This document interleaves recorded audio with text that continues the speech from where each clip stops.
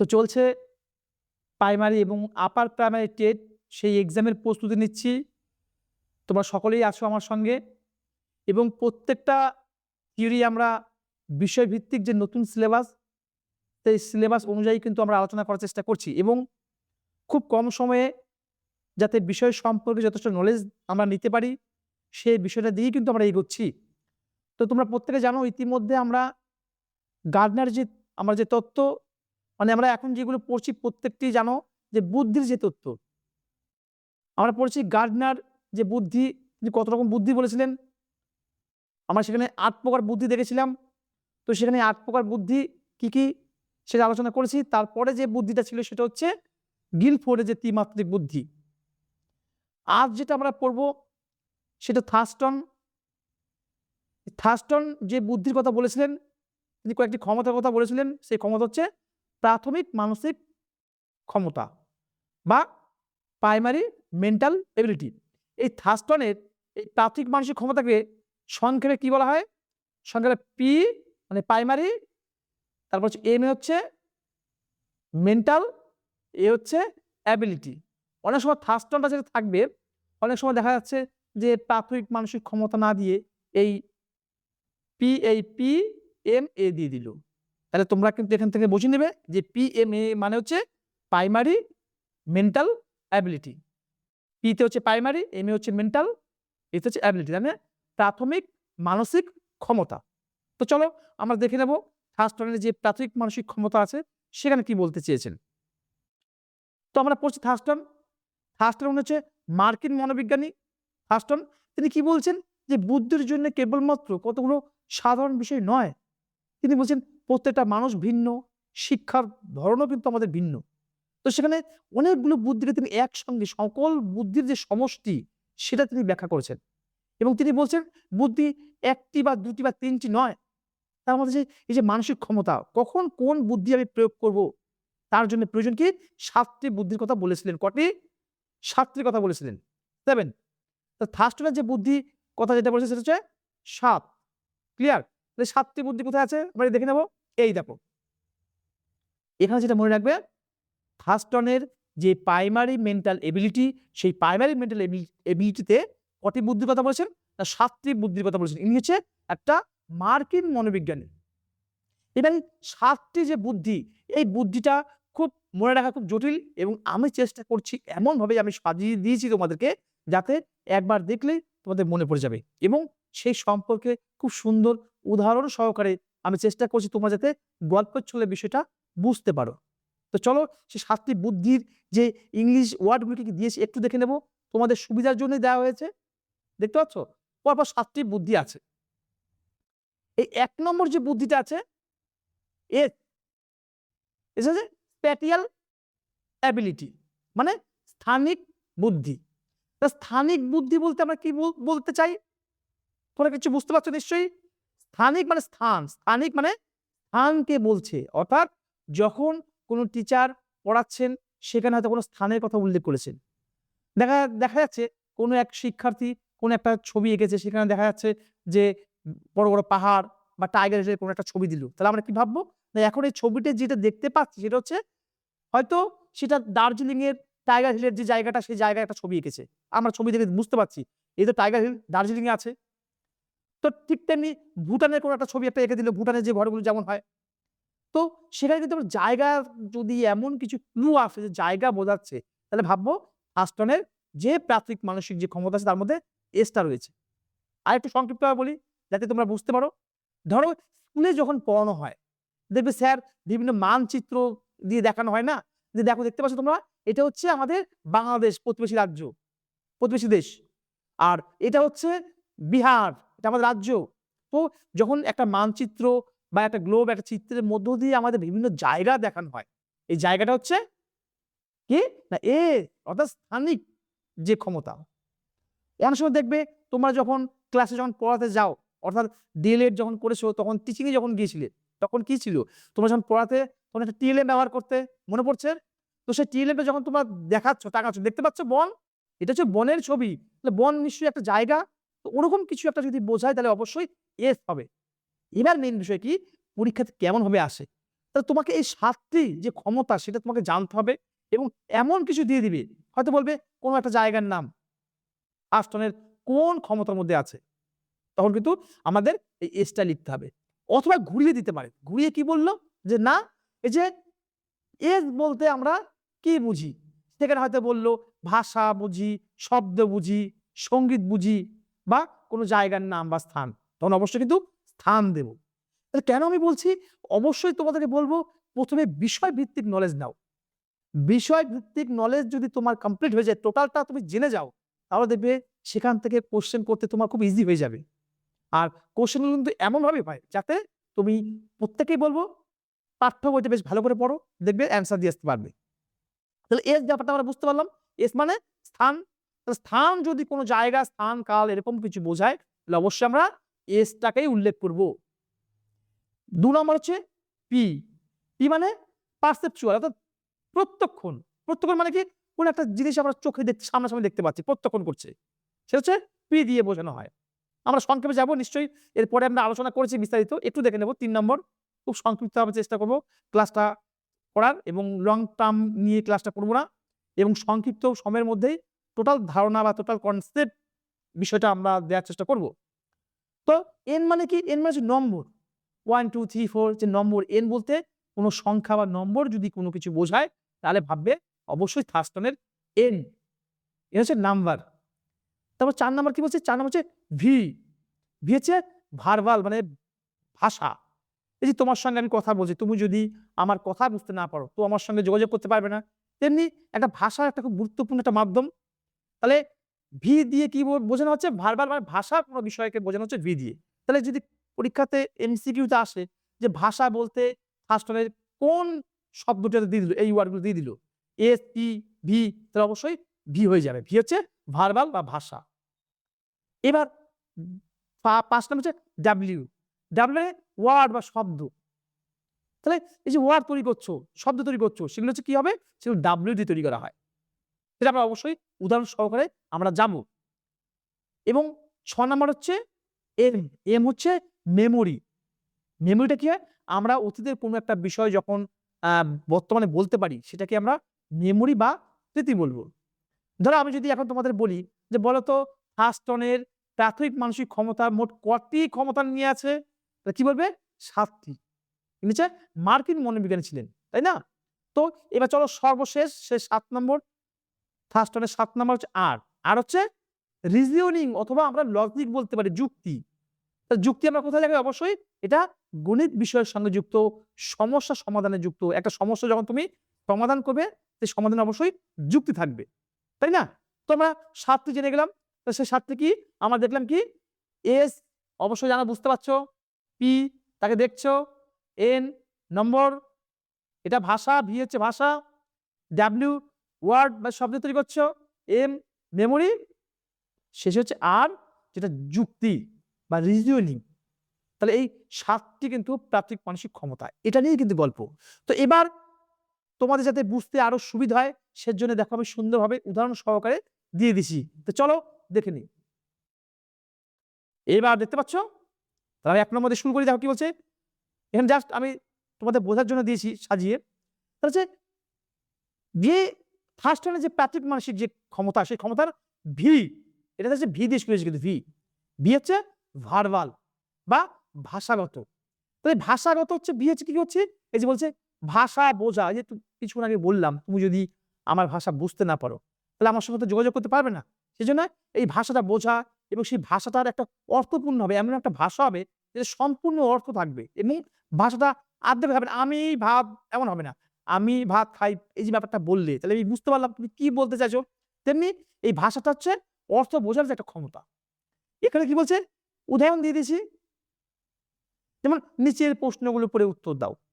তার মানে ভাষাটা তুমি বুঝতে যদি নাই পারো, এগুলো পড়তেও পারবে না, উত্তরও দিতে পারবে না। সেজন্য কি বলছে? ভাষা তোমাকে কিন্তু বুঝতে হবে। তাহলে ভি হচ্ছে ভাষা। ২ নম্বর আছে ডাব্লু, বলছে ওয়ার্ড ফ্লুয়েন্সি, মানে শব্দ প্রয়োগের ক্ষমতা, মানে শব্দ যে তৈরি করার যে ক্ষমতা। তার মানে ১ মিনিটে ধরো তুমি কটা শব্দ তৈরি করতে পারবে। তাহলে তোমাকে বলা হলো ক দিয়ে তুমি ২ মিনিটে বা ৩ মিনিটে কটা শব্দ লেখো। মানে শব্দ তৈরি করতে হবে তোমার ক দিয়ে। ক দিয়ে কি লিখবে? বা ক দিয়ে বললাম তুমি একটা গানের গানের লাইন বলো, ঠিক আছে?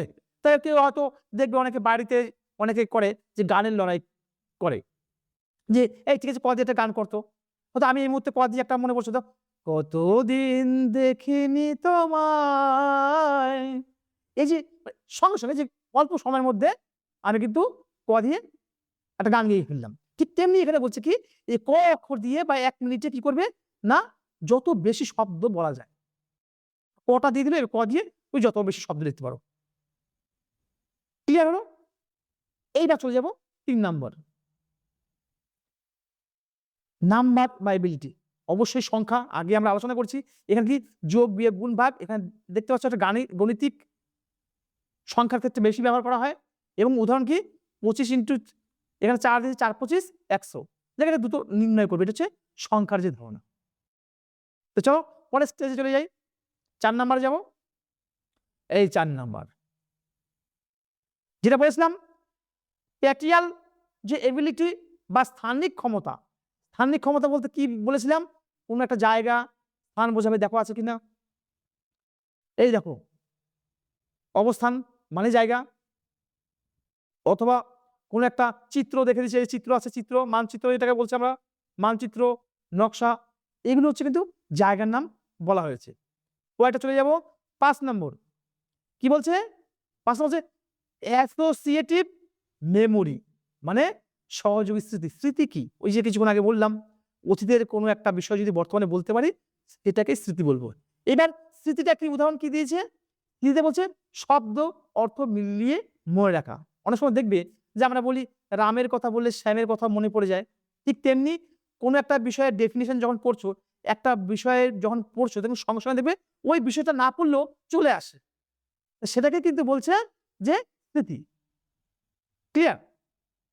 এবার ৬ নম্বর বলছে কি পারসেপচুয়াল স্পিড। এটা হচ্ছে অনুধাবন গতি।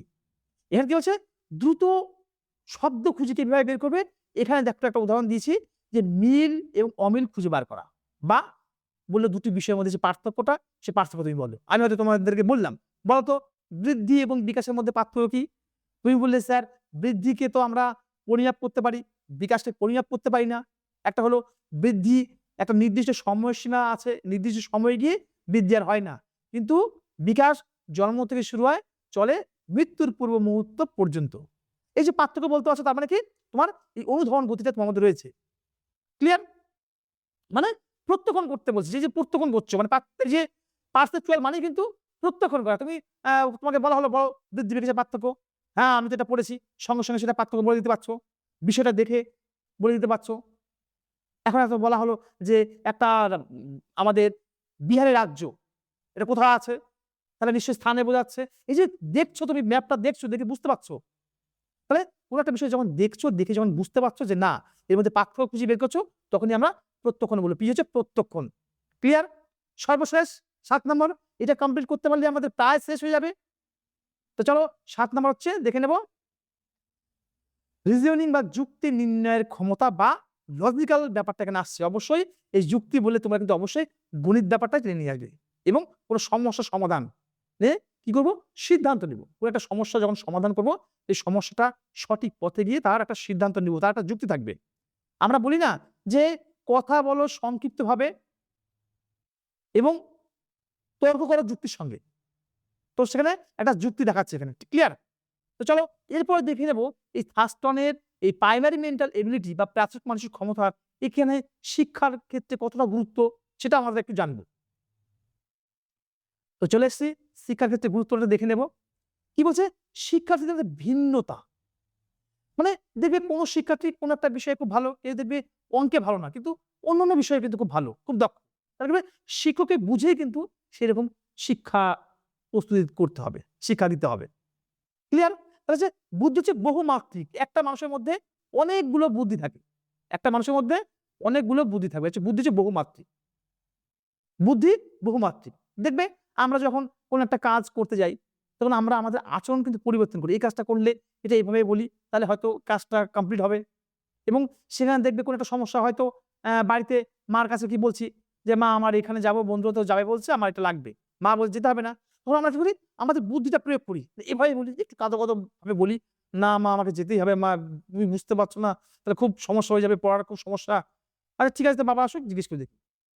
তাহলে এই যে আমি প্রবলেমে যখন পড়বো, সেই প্রবলেমটা সমাধান করার জন্য আমার মধ্যে বিভিন্ন ধরনের বুদ্ধি আছে। দেখবে মানুষের মধ্যেই অনেক ট্যালেন্ট মধ্যে আছে, আমরা চেষ্টা করি না বলে পাই না। ধরো এখন আমার এখানে একটা ধরো কাপ আছে, কাপের মধ্যে যদি জল থাকে, কেউ আমাকে ধাক্কা মারলো, তো কাপ থেকে কি কফি বেরোবে? নিশ্চয়ই জলই পড়বে। ঠিক আমার মধ্যে যদি আমি এখন আগুন মনে রেগে আছে। তাহলে আমি যদি মনে করি আমার মধ্যে এখন রাগ দেখাবো, রাগই বের হবে। কাজেই সমস্ত কিছু তোমাকে চিন্তা ভাবনা করেই কিন্তু তোমাকে এগোতে হবে। কোনটা করা উচিত, কোনটা উচিত নয়, সেটা তোমাকে করতে হবে। তাহলে অবশ্যই আমার যখন যে বুদ্ধিটার প্রয়োজন, আমি এক স্যারের কাছে যাচ্ছি, স্যারকে যদি বলি, "স্যার কাইন্ডলি এটা বলুন না স্যার, এটা বুঝতে পারছি না।" স্যার অবশ্যই বলবে। এখন ধরো কোনো জায়গাতে তুমি এসছো নতুন, হঠাৎ অসুস্থ হয়ে পড়েছো, তুমি হসপিটালে যাবে। যে গ্রামে যে হাসপাতাল থাকে সেখানে যাবে। তো সেক্ষেত্রে কোনো একজন ব্যক্তিকে জিজ্ঞেস করছো, "দাদা আপনি বলুন তো, আমি এখন হসপিটালে যাবো, এখানে চিনি না, নতুন এসেছি, রাস্তাটা কোন দিকে?" সে জানলেও তোমাকে বলবে না। এবং সেটা তুমি যদি বিনয়ের সঙ্গে খুব নরম ভদ্র হয়ে বলো যে, "দাদা এই ব্যাপার খুব সমস্যা হয়েছে, কাইন্ডলি আপনি একটু বলবেন?" তাহলে কথা কি না হয়, তোমার একই কথাতে দেখবে তোমাকে সে বলবে না, বরং তিনি নিয়ে যাবেন। তাহলে আমরা বিভিন্ন সমস্যায় পড়ে আমাদের বিভিন্ন ধরনের বুদ্ধিকে আমরা প্রয়োগ করি। কি করার জন্য? সমস্যা সমাধান করার জন্য। ক্লিয়ার? হয়ে গেল। এবার ২ নম্বর বলছে পাঠদান পদ্ধতির উন্নতি। অবশ্যই আমাদের যে পাঠ্যক্রমটাকে এমনভাবে সাজাতে হবে যাতে শিক্ষার্থীদের মধ্যে ডেভেলপ হয়। সেই পাঠ্যের মধ্যে শুধুমাত্র স্কুলের বিষয় নয়, সেই পাঠ্যের মধ্যে সহপাঠ্যক্রমিক কার্যাবলী যাতে থাকে।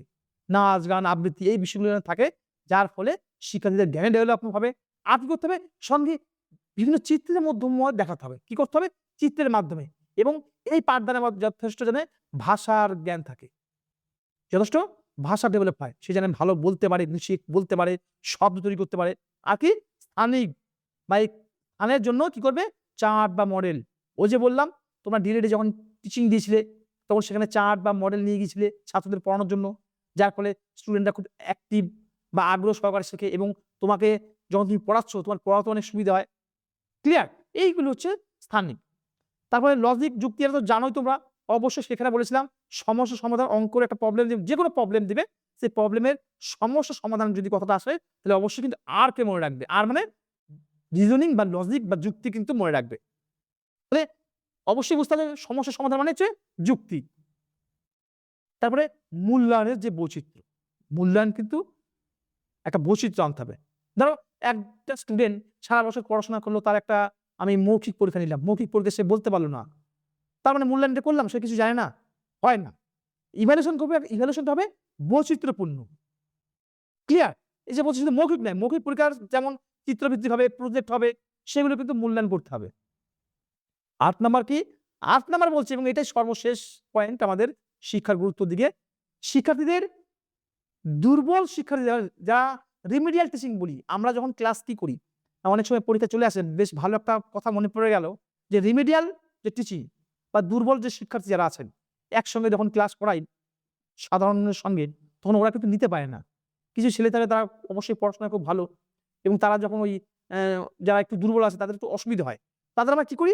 আলাদাভাবে একটা ক্লাসে নিয়ে যাই। নিয়ে গিয়ে তাদেরকে আমরা কিছুদিনের জন্য একটা শিক্ষা দেই যে, "না তোমরা এইভাবে পড়ো।" এবং যখন দেখলাম না এই বিষয়টা পেরে গেছে, আবার জেনারেল অর্থাৎ সাধারণের সঙ্গে আবার নিয়ে আসি। তা কাজেই কিন্তু আমাদের শিক্ষার্থীদের মধ্যে কি দুর্বল দিকগুলো আছে, সেই দুর্বল দিকগুলো আমাদেরকে জেনে তার প্রতিকার করতে হবে, তার শিক্ষা দিতে হবে। সেটাই বলছে দুর্বল শিক্ষার্থীদের শিক্ষাদান করায়। এখানে কি করতে হবে? শিক্ষার্থীর সংখ্যার যে ক্ষমতা কম আছে সেটা দেখতে হবে।